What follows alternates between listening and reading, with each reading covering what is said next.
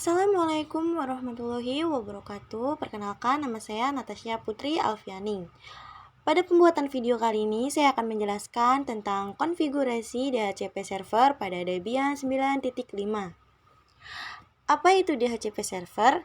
DHCP server adalah sebuah akronim atau kepanjangan dari Dynamic Host Configuration yang memungkinkan suatu perangkat dapat menyebarkan IP secara otomatis ke perangkat klien tanpa perlu menyetingnya secara manual, dengan catatan penggunaan IP yang sama dengan yang sudah didaftarkan. Berikut ialah topologi yang digunakan pada materi DHCP server kali ini. Di sini terlihat bahwa ada server Debian 9.5 yang dijadikan sebagai DHCP servernya dengan menggunakan IP 26.26.26.26/24 dan menggunakan dua klien. Dan pastikan bahwa server yang digunakan sudah terhubung ke dalam internet. Di sini juga terlihat bahwa ada switch sebagai penghubungnya. Selanjutnya kita masuk ke dalam konfigurasinya.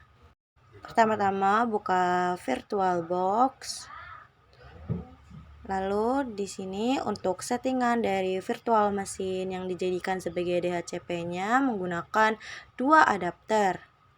Untuk adapter yang pertama menggunakan bridge adapter yang berfungsi untuk menerima paket-paket yang berada dari luar jaringan. Lalu yang kedua di sini saya menggunakan adapter yaitu host only. Host only adalah jaringan lokal yang berfungsi agar setiap mesin virtual yang ada di dalam VirtualBox ini dapat saling terhubung. Host only di sini nantinya akan bertindak sebagai DHCP servernya agar masing-masing klien dapat menerima IP yang sudah disebarkan oleh DHCP server. Selanjutnya untuk settingan klien satunya menggunakan host only yang sama seperti pada virtual machine servernya, yaitu host only tanpa hashtag. Lalu untuk klien duanya yaitu juga menggunakan host only yang sama seperti pada mesin virtual DHCP servernya, yaitu host only tanpa menggunakan hashtag. Selanjutnya yaitu jalankan mesin virtual yang dijadikan sebagai servernya.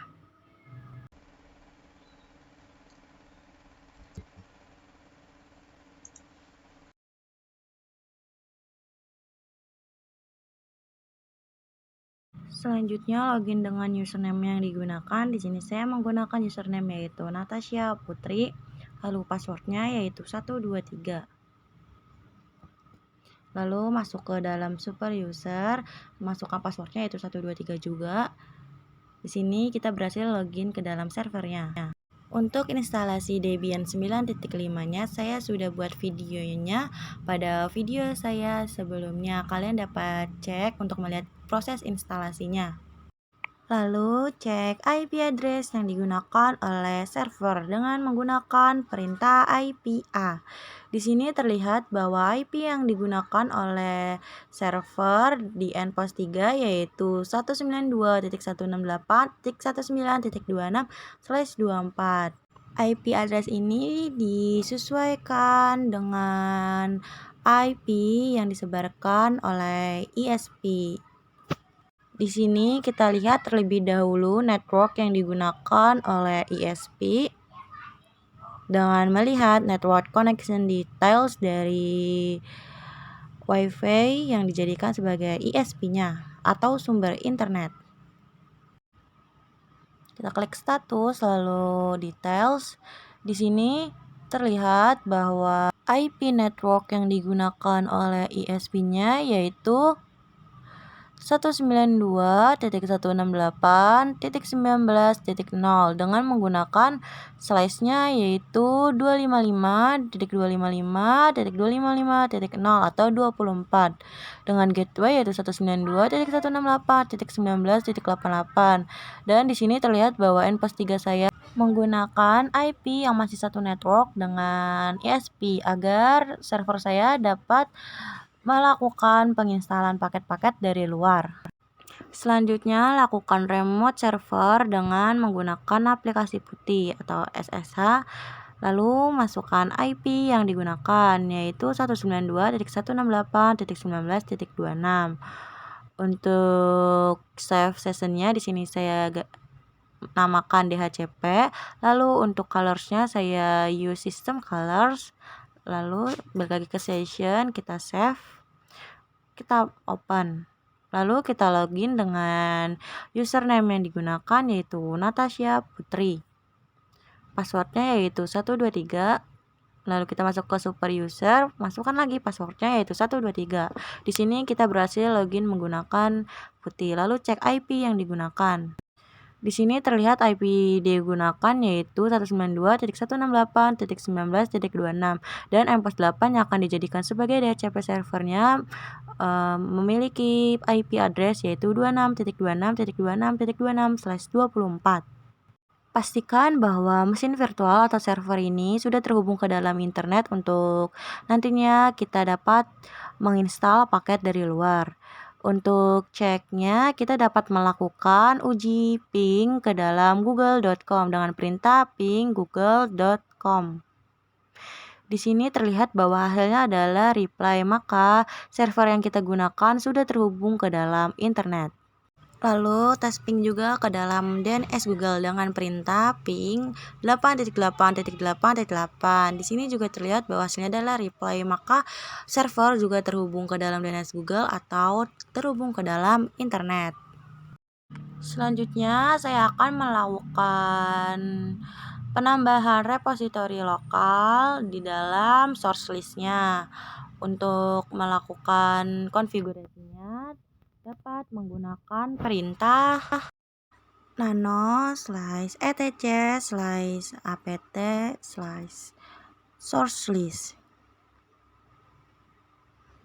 Lalu untuk repositori lokalnya di sini saya akan melakukan copy terlebih dahulu dari Google untuk mendapatkan repositori lokalnya. Di sini kita buka Google Chrome terlebih dahulu, lalu kita masuk ke web yang menyediakan repositori lokal Debian 9. Di sini saya akan menggunakan repositori lokal dari Kambing UI. Untuk webnya, kalian bisa buka di linuxsec.org. Di sini saya akan kopikan.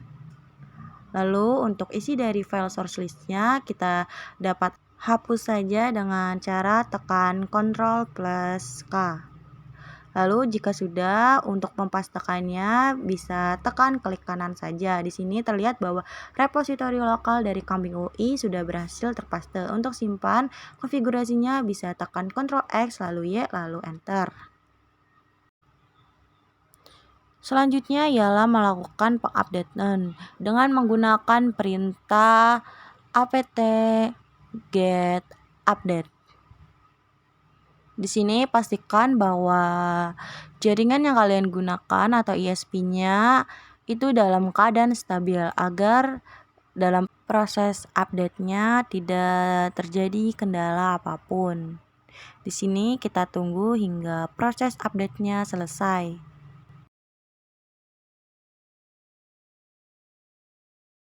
Jika sudah selesai melakukan update, selanjutnya ialah kita pindah ke dalam direktori DHCP dengan menggunakan perintah cd/etc/dhcp. Lalu masukkan perintah ls untuk melihat folder atau file apa saja yang berada di dalam direktori DHCP ini. Di sini terlihat ada file debug dhcclient.conf, dhclient strip enter strip hooks.d dan dhclient strip exit strip hooks.d. Di sini file dhcpd.conf belum ada, jadi kita harus menginstal terlebih dahulu paket DHCP servernya. Perintah yang digunakan untuk melakukan penginstalan paket DHCP yaitu dengan perintah apt-get-install isc-dhcp-server-ldap. Lalu untuk melanjutkan proses penginstalan kita ketikkan Y. Di sini kita tunggu hingga proses penginstalan paket DHCP-nya selesai.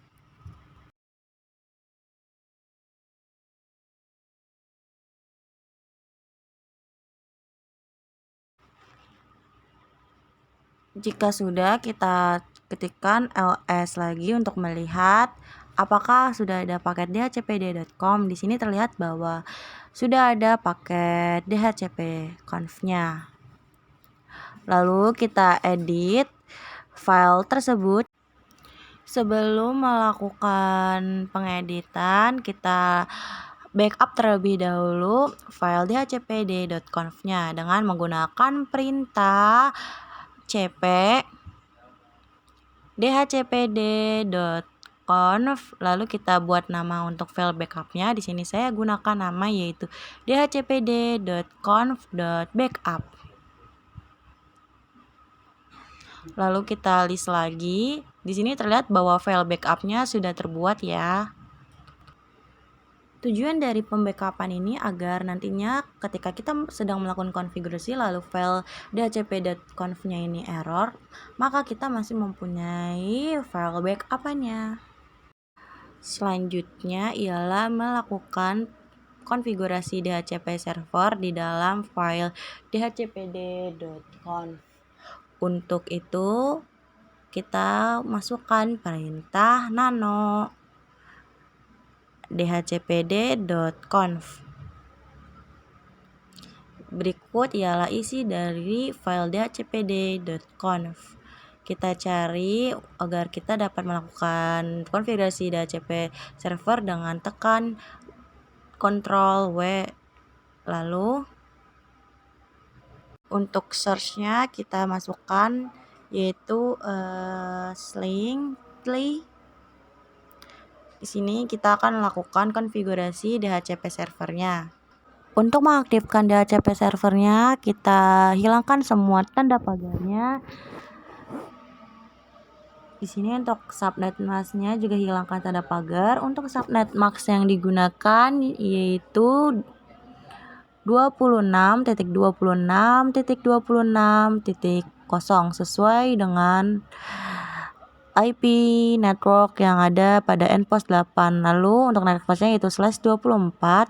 Untuk range IP-nya di sini saya gunakan range IP dari 26.26.26.26.10 sampai IP 26.26.26.150. Lalu masukkan domain name serversnya. Di sini untuk domain name serversnya saya gunakan domain yaitu natasiaputri.net. Lalu untuk domain name-nya di sini saya juga gunakan domain natasiaputri.net.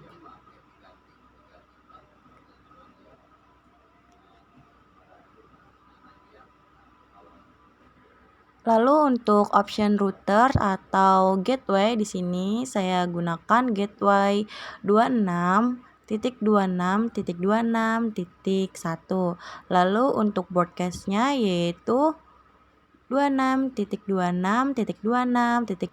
Untuk DHCP servernya di sini menggunakan IP yang berada pada endpost 8 atau host only-nya. Untuk menyimpan hasil konfigurasi DHCP server ini kita dapat tekan Ctrl X lalu Y lalu Enter.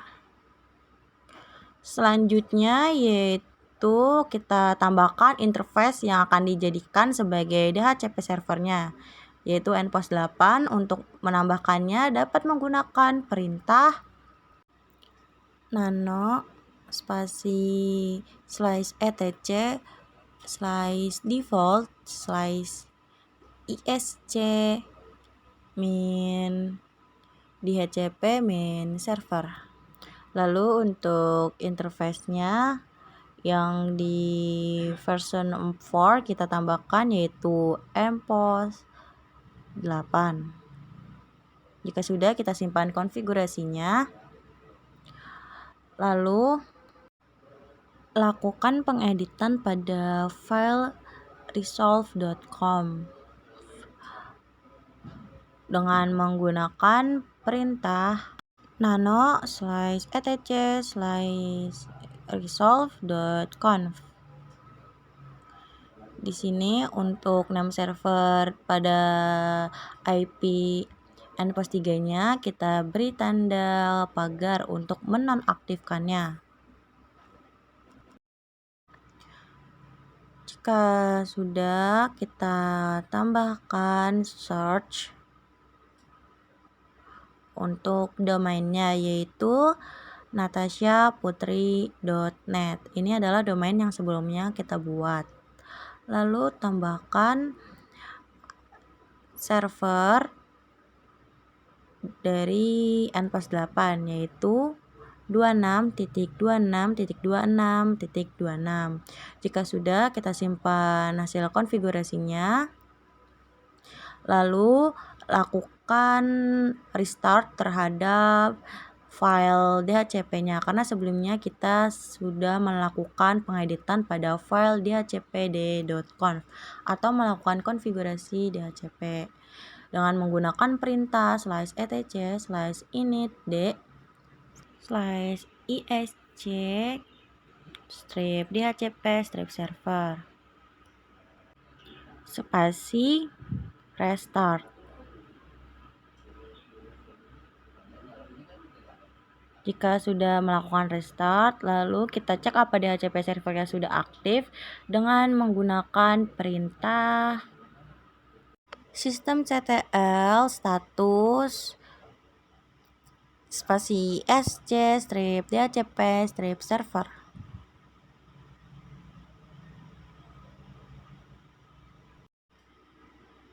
Di sini terlihat bahwa status dari DHCP server yaitu sudah aktif atau running.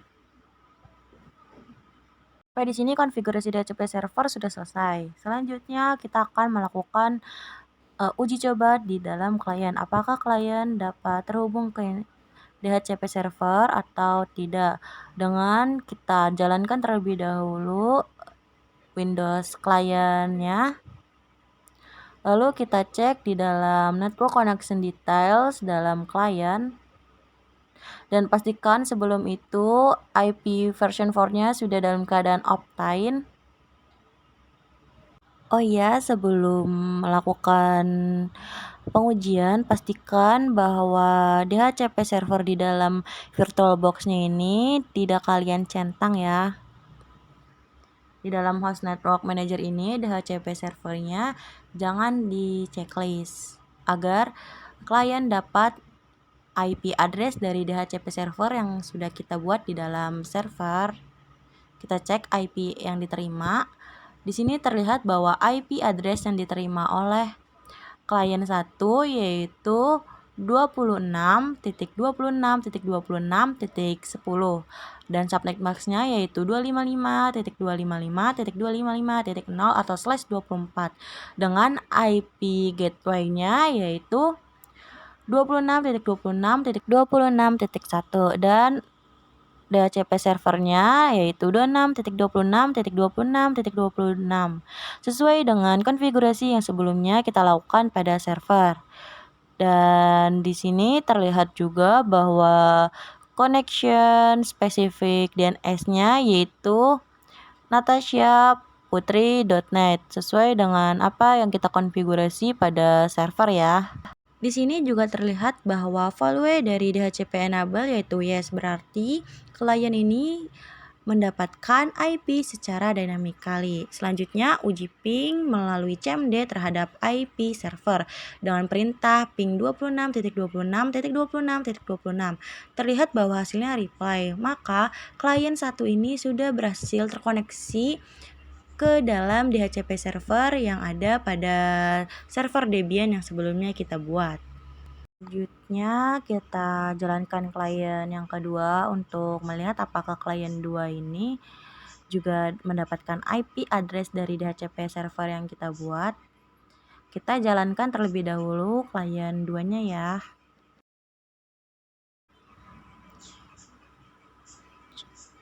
Jika klien 2-nya sudah running, kita buka network connection details dan sebelumnya pastikan bahwa IP version 4 di dalam klien ini sudah dalam keadaan uptime.